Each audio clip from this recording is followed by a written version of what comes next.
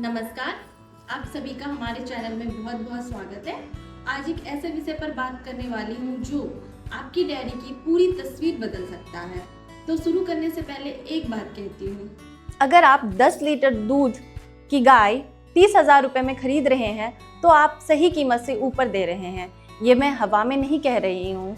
आज मैं आपके पूछे हुए वो 5 सवाल उठाऊंगी जिनके जवाब तय करते ही आपकी डेयरी फायदे में रहेगी या घाटे में, और आखिरी में एक फॉर्मूला भी दूंगी जिससे आप किसी भी गाय की सही कीमत 5 सेकंड में निकाल देंगे।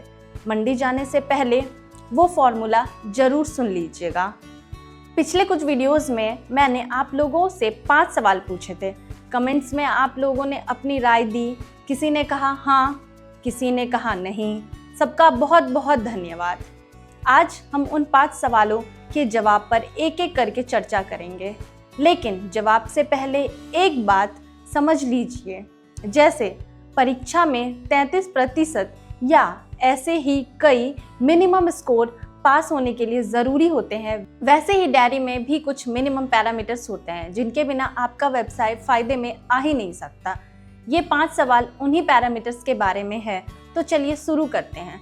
तो पहला सवाल, 10 लीटर दूध की गाय को आप फॉर्म तक लाने की कुल लागत 30,000 रुपये या इससे कम होनी चाहिए। चलिए इस गणित से समझते हैं, भावना से नहीं। कैलकुलेटर से पहला स्टेप, उत्पादन। 10 लीटर दूध की एक गाय एक व्यात में लगभग 2000 लीटर दूध देगी। इससे कम उत्पादन घाटे में हो सकता है, और इससे जितना ज़्यादा उत्पादन उतना ज़्यादा ही आपका फायदा है। दूसरा स्टेप, कुल सेल्स 2000 लीटर गुना 40 रुपए प्रति लीटर बराबर 80,000 रुपए का दूध। तीसरा स्टेप, असली प्रॉफिट। अब ध्यान से सुनिए।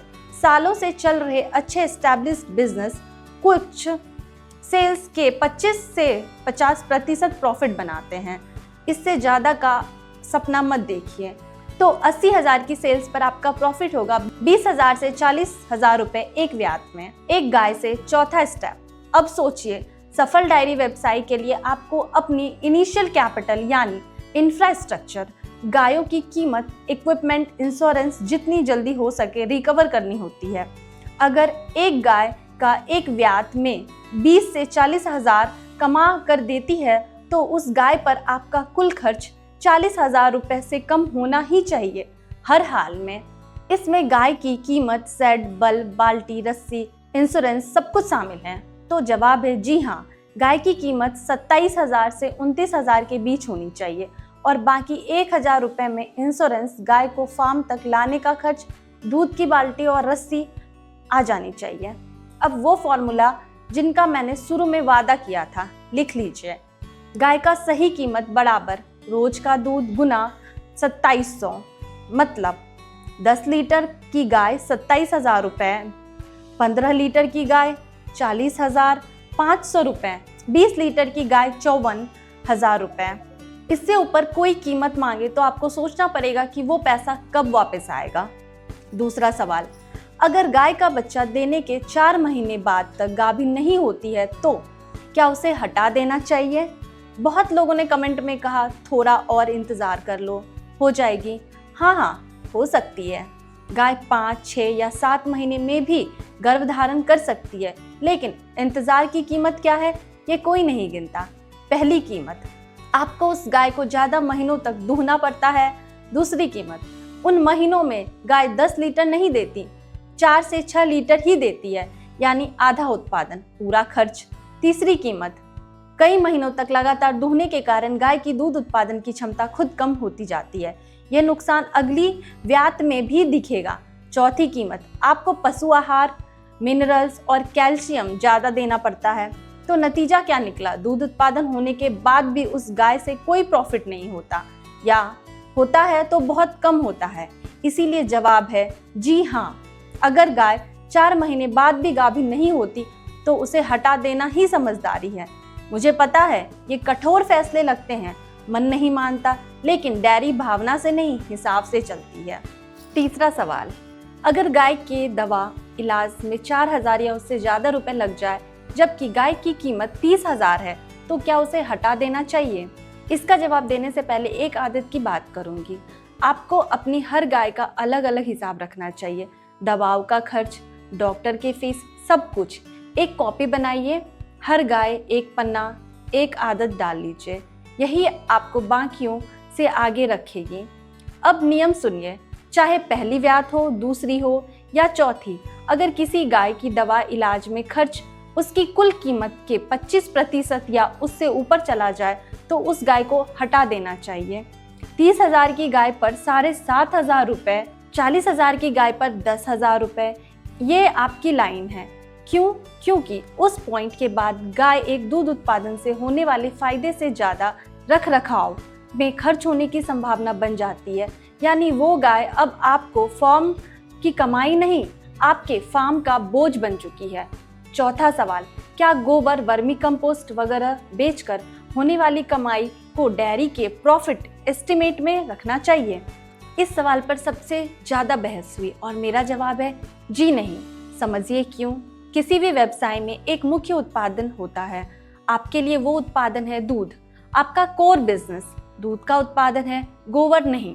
उसके अलावा किसी भी तरह से होने वाली इनकम को आप प्रॉफिट पे कैलकुलेट नहीं करना चाहिए। फिर उसे क्या माने?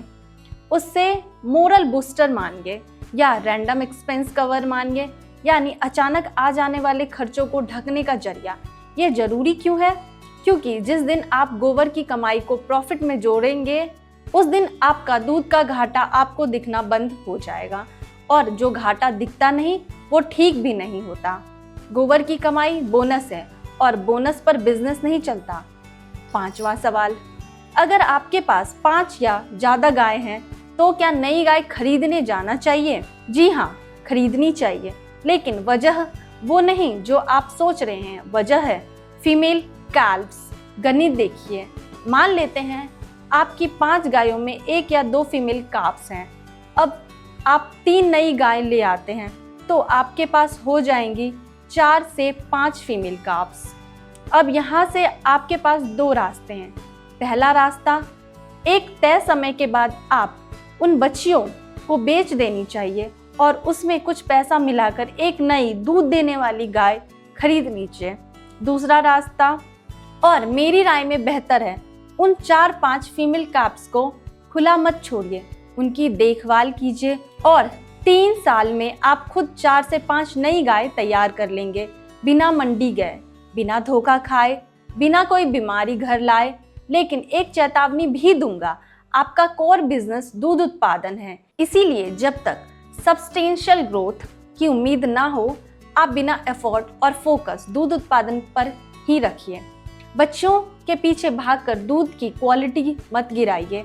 4-5 फीमेल काप्स होना एक बड़ी ग्रोथ की अपॉर्चुनिटी ज़रूर क्रिएट करता है, लेकिन वो अपॉर्चुनिटी तभी काम की है जब आपका मुख्य धंधा मजबूती से चल रहा हो।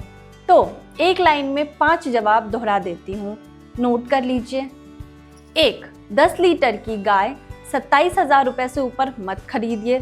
फॉर्मूला, रोज दूध का गुना 2700, 2-4 महीने में गाभिन नहीं तो गाय हटाइए। 3, अगर इलाज का कीमत 25% से पार हो गया है तो गाय हटा दीजिए। चौथा, गोबर की कमाई प्रॉफिट नहीं, वो बोनस है। 5, फीमेल कैप्स बढ़ाइए, लेकिन फोकस दूध पर ही रखिए। अब एक काम कीजिए, आज शाम अपनी सबसे पुरानी गाय पर ये 3 टेस्ट लगाइए, कीमत का टेस्ट, गाभिन का टेस्ट, दवा का टेस्ट, और कमेंट में बताइए आपकी गाय पास हुई या फेल। मुझे आपके जवाब का इंतजार रहेगा। चैनल को सब्सक्राइब कीजिए। अगली वीडियो में हम बात करेंगे कि एक गाय की डेयरी के लिए असल में कितनी जगह चाहिए, और यकीन मानिए वो नंबर सुनकर आप चौंक जाएंगे। तब तक के लिए नमस्कार। अपना और अपनी गायों का ख्याल रखिए।